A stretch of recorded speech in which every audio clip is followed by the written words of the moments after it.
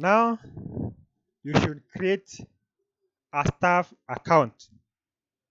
Even if you are the only person within the pharmacy, you should not use admin account to do any other transaction. Admin is for administration. So you create your staff account. You go to employees.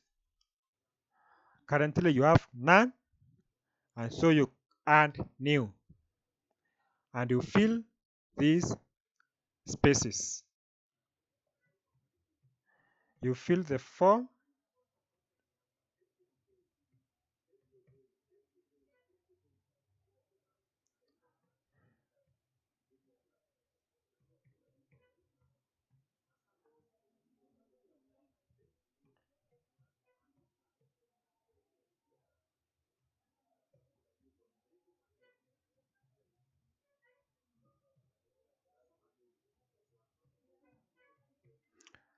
You fill the form.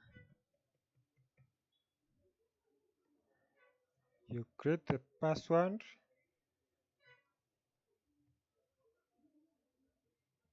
For this stuff and you submit.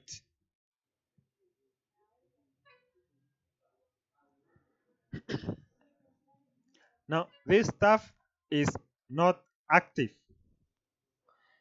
He or she cannot log in because he is not active. So you should enable this user first. You click there, yes, and now this user or staff is active and they can log in. However, even if they log in, they can do nothing. You have not given them any permission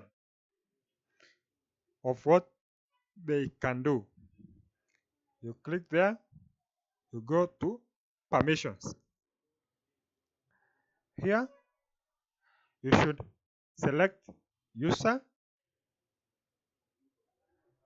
and it will list all the permission that this user has. As per now, it's a new user, they have no permissions. So you give them permissions as you deem fit. You give them permission as you deem fit. Whatever you want them to access, give them that permission. You can see it was like that. There is an arrow here. You should expand this arrow. Do not just tick this settings. Expand the arrow so that you open the child settings, permissions and the settings. Give them all the permissions you deem fit. It is not a must you tick all of them. If you don't want to access something, do not mark it. And even if you can update later, there is no problem with that. You come to the retailer here. There is an arrow here. Expand the arrow. There is another arrow here.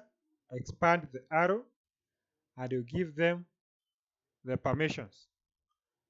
Give them the permissions you want them to have.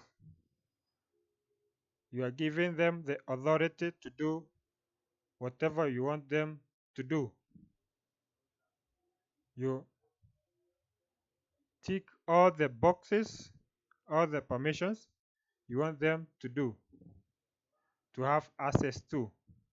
Remember, whenever you see an arrow, it means you should expand that arrow. Yes, you can say this user should have up to that. You create the permissions.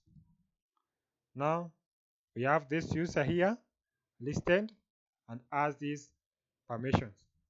If you want to update them, you just come here, you select that user,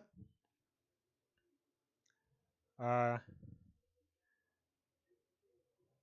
you deny them, you unselect the permission you want them not to have, or if they do not have it, you select it and then you update,